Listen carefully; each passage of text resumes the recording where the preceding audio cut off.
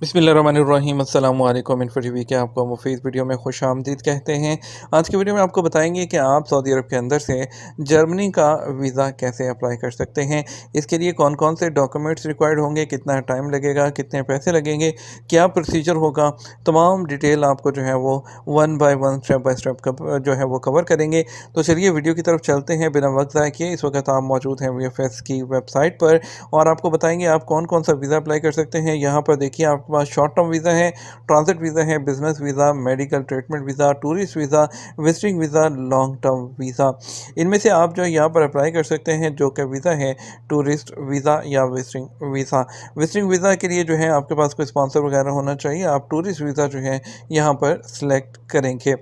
Tourist visa select करेंगे तो आपके सामने जो है आपको यहाँ पर आएगा कि जो यहाँ के लीगल रेजिडेंट्स हैं वो एलिजिबल हैं, जिनके पास सऊदी जो वीज़ा है वो अप्लाई कर सकते हैं। और इसके अलावा जो यमन के रेजिडेंट्स हैं वो भी जो है उनकी एम्बेसी के थ्रू यहाँ से जो है वो अप्लाई कर सकते हैं। ठीक है, अब आपको जो है बताते हैं इसके लिए कौन कौन सी जो है वो रिक्वायरमेंट होगी, मज़ीद इसकी वीज़ा फ़ीस कितनी लगेगी और कितने टाइम के लिए आपको जो है वीज़ा मिलेगा। जर्मनी जो है जो आपको जो है वो शेंजन कंट्रीज़ के अंदर आता है और अगर आपका प्लान है कि आप एक से ज़्यादा कंट्रीज़ में विज़िट करना चाहते हैं शेंजन के, तो जहाँ पर आपका स्टे ज़्यादा होगा वो कंट्री की एम्बेसी आपको वीज़ा देगी। जैसे कि अगर आप कहते हैं मैंने फ्रांस जाना है, इटली जाना है और मैंने जर्मनी जाना है और मैंने फ्रांस में रहना है 10 दिन, इटली में रहना है 15 दिन और जर्मनी में रहना है 20 दिन, तो 20 दिन वाली जो एम्बेसी है वहाँ पे आप वीज़ा अपना अप्लाई करेंगे, वहाँ वो कंट्री आपको जो है वीज़ा देगी। ठीक है, अब आप बात कर लेते हैं इसकी वीज़ा फ़ीस की। तो टूरिस्ट वीज़ा की जो फ़ीस होती है वो 80 यूरो होती है, तकरीबन 320 रियाल बनती हैं। 6 से 12 साल के बच्चों की जो फ़ीस होती है वो 40 यूरो बनती है, जो कि 160 रियाल के बराबर है। और इसके अलावा अगर कोई एडिशनल फ़ीस है जो रिफ्यूजी ट्रैवल डॉक्यूमेंट जिनके पास होता है 380 रियाल होती है। ठीक है, और इसके अलावा जो शेंजन वीज़ा फ़ीस है वो तकरीबन 35 यूरो इक्विवेलेंट टू 140 रियाल है। वो उन लोगों के लिए होती है ये जो कंट्री है Albania, Bosnia, Moldavia, in Ukraine, Russia, Serbia, in countries के लिए होती है। इसके अलावा आपका जो है जो सर्विस चार्जेस लगेंगे वो 162 रियाल होंगे पर एप्लीकेशन। जितने बंदे होंगे उनको आप मल्टीप्लाई कर लीजिए। ठीक है, और जो नॉन सऊदी एप्लीकेशन है जो जद्दा से अप्लाई कर रहे होंगे उनको जो है 101.2 रियाल यानी कि 101 रियाल 20 हलाला जो है वो लगेगा, जिसमें वैट शामिल है। ठीक है, और ये जो डॉक्यूमेंट आपके भेजने के जर्मन एम्बेसी में जो रियाद में है वहाँ पर भेजने में लगेंगे। जो लोग खबर से अप्लाई कर रहे होंगे VFS के ऑफिस से उनको भी इतने ही पैसे लगेंगे। ठीक है, और उसके बाद अगर बात करें हम अगर मज़ीद चलते हैं डॉक्यूमेंट्स की जानब के कौन कौन से डॉक्यूमेंट्स इसके लिए लगेंगे, तो डॉक्यूमेंट्स के लिए यहाँ पर जो है डॉक्यूमेंट अरेंजमेंट और फाइनल चेकलिस्ट, हम दोनों को यहाँ पर जो है यहाँ पर ओपन कर लेते हैं और दोनों आपको दिखा देते हैं कि कौन कौन से जो डॉक्यूमेंट्स हैं या कौन कौन सी उसकी जो रिक्वायरमेंट है। जो डॉक्यूमेंट अरेंजमेंट को भी ओपन कर लेते हैं यहाँ पर हम और फिर दिखाते हैं।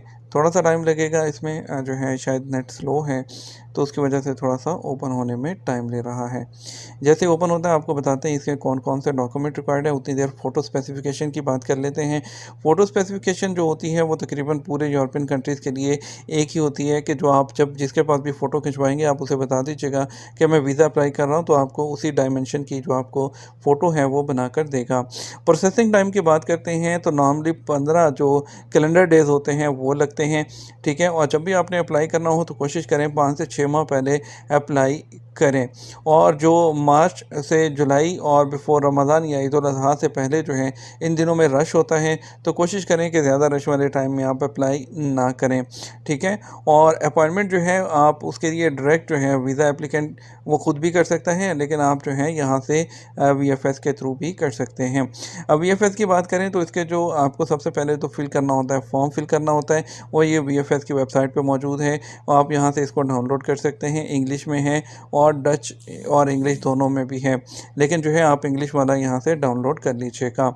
ठीक है, और डाउनलोड करने के बाद हम यहाँ देखते हैं कि ये जो है क्यों टाइम ले रहा है नेट को ओपन करने में।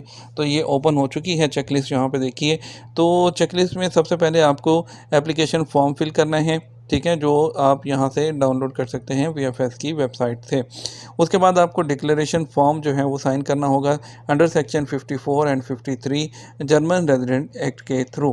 ठीक है, वो नो प्रॉब्लम, वो आप कर सकते हैं।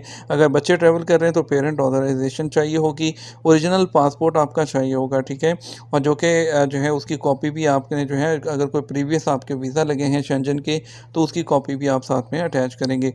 पिक्चर होगी, उसके अलावा ट्रैवल इंश्योरेंस होगी जो कि 30,000 यूरो की तक की होगी, और उसके अलावा होटल रिजर्वेशन और फ़्लाइट रिजर्वेशन जो कि मस्ट होती है। और उसके अलावा आपको एक लेटर लेना होगा अपनी कंपनी कफ़ील की जानिब से, जिसके ऊपर आपकी सैलरी, आपकी तमाम डिटेल्स जो हैं वो लिखी होंगी कि आपने कब शुरू किया, कब किया, तमाम चीज़ें।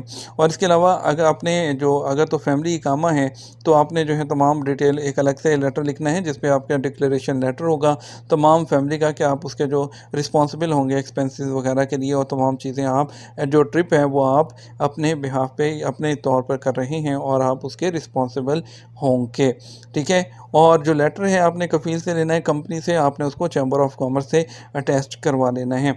उसके अलावा आपने 6 महीने की बैंक स्टेटमेंट देनी है, जिसमें आपकी मंथली सैलरी आ रही होगी।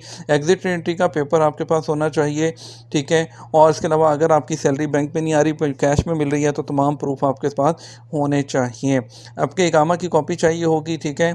और इसके अलावा एग्ज़िट एंट्री वीज़ा की कॉपी चाहिए होगी, जो कि आपका अबशर मुकीम से प्रिंट निकलेगा, वो आपने साथ अटैच करना है।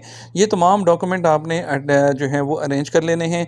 आप चाहें तो फॉर्म डाउनलोड करके फिल कर सकते हैं, नहीं तो उसके बाद आपने वीएफएस की वेबसाइट पे आ जाना है। वीएफएस की जो वेबसाइट है, उस पर आपने आपने आकर यहाँ से जो है अपनी जो अपॉइंटमेंट है वो ले लेनी है। अपॉइंटमेंट लेने के बाद आप जो है उसके बाद चले जाएंगे वीएफएस के ऑफिस में, जो टाइम आपको दिया गया होगा वहाँ जाके काउंटर पे आप जो है बताएंगे, आपसे जो फ़ीस है वो चार्ज की जाएगी। लेकिन आपको बताता चलूँ, तो वहाँ पे आपको फॉर्म भी फिल करवाएंगे। फॉर्म फिल करने के सर्विस चार्जेस आपको अलग से होंगे, बिल्कुल इसी तरह से जिस तरह से आप पाकिस्तान के अंदर एतमाद वगैरह में वीज़ा स्टैंप करवाते हैं, उसी तरह का प्रोसेस होगा। आप जाएंगे, आपके अपॉइंटमेंट के जो है टाइम पर तमाम डॉक्यूमेंट्स के साथ वहाँ अपने पूरे डॉक्यूमेंट चेकलिस्ट के नीचे लगा के आप जमा करवा देंगे। वीएफएस वाले जर्मन एम्बेसी को भेज देंगे। जैसे वीज़ा लगेगा, इसमें 2 ऑप्शन होती हैं। आप अपना जो है वो कोरियर की ऑप्शन सेलेक्ट कर लें, तो उसके पैसे अलग से होते हैं, वो आपको पे करने पड़ेंगे, तो उसके चार्जेस लगेंगे कोरियर के। या आप पिकअप ऑप्शन जो है वो सिलेक्ट कर सकते हैं।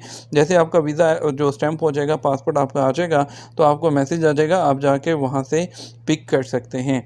तो ये चीज़ें हैं, लेकिन ये कोई जो है वो मुश्किल प्रोसीजर नहीं है। जस्ट ये जो डॉक्यूमेंट आपको बताए हैं, ये अरेंज कर लीजिए। वीएफएस की अपॉइंटमेंट लेके वीएफएस के ऑफिस चले जाइए, वो फॉर्म फिल करने में और बाकी तमाम रिक्वायरमेंट में भी कंप्लीट आपकी वहीं पर हेल्प कर देंगे। लेकिन उसके चार्जेस वो लेते हैं, और सर्विस चार्जेस जो भी उनके हैं वो आपको पे करना होते हैं। उम्मीद करते हैं वीडियो आपको पसंद आएगी। अगर फिर भी कोई क्वेश्चन हो तो आप हमें ईमेल कर दीजिए wasimranavlogs@gmail.com पर, और या कमेंट सेक्शन में भी आप हमें पूछ सकते हैं। हम उम्मीद करेंगे कि वीडियो आपको पसंद आएगी। अपना ख्याल रखिएगा। अस्सलाम वालेकुम।